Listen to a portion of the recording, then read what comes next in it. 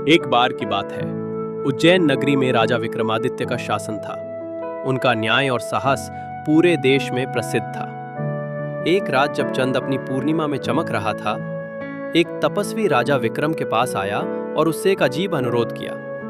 तपस्वी ने कहा, राजा, तुम्हें एक शव को जंगल के एक पेड़ से उतरकर मेरे पास लाना होगा। ये काम आसान नहीं है, क्योंकि शव में एक वेताल बसता है जो तुझे अपनी कठाव से भटका सकता है। राजा विक्रमादित्य, जो कभी किसी चुनौती से पीछे नहीं हटाते थे, तपस्वी के अनुरोध को स्वीकार किया। वो जंगल के उस पेड़ तक पहुंचे जहां शव लटक रहा था। जैसे ही उन्होंने शव को उतारा और कंधे पर लिया, वेताल बोल उठा, राजा, सफर लंबा है, मैं तुझे एक कहानी सुनाता हूं। अंत में एक प्रश्न पूछूंगा, अगर तूने गलत जवाब दिया या चुप रहा तो मैं तुझे छोड़ दूंगा। वेताल ने कहानी शुरू की। एक गांव में दो मित्र रहते थे, सोम और देव। सोम एक गरीब किसान था, जबकि देव एक अमीर व्यापारी।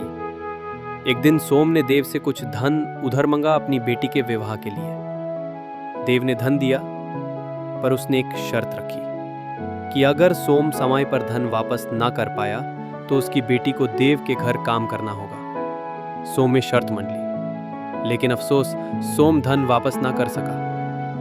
देव ने सोम की बेटी को अपने घर बुलाया, पर जब बेटी ने काम शुरू किया, देव ने उसके साथ बुरा व्यवहार किया। सोम ने जब यह देखा, उसने अपनी बेटी को वापस बुलाया और देव से लड़ने का फैसला किया। राजा, बताओ, इस कहानी में सबसे बड़ा दोषी कौन था?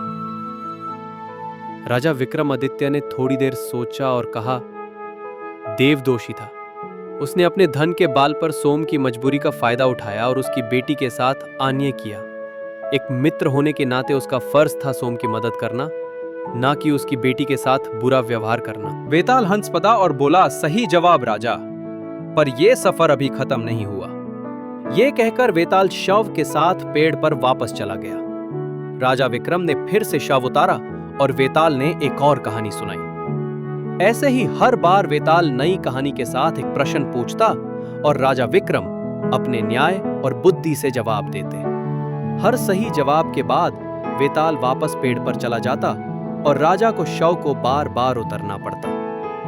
आखिर में जब राजा विक्रम तपस्वी के पास शव लेकर पहुंचे, तो तपस्वी ने कहा, राजा, तुमने अपनी बुद्धि और साहस से वेताल को हराया। ये वेताल अब मेरे काबू में है। तुमने धर्म और न्याय का मार्ग चुना, इसलिए तुम्हारा यश सदा रहेगा। ये कहानी हमें सिखाती है कि बुद्धि, साहस और न्याय के साथ हर चुनौती का सामना किया जा सकता है। राजा विक्रमादित्य का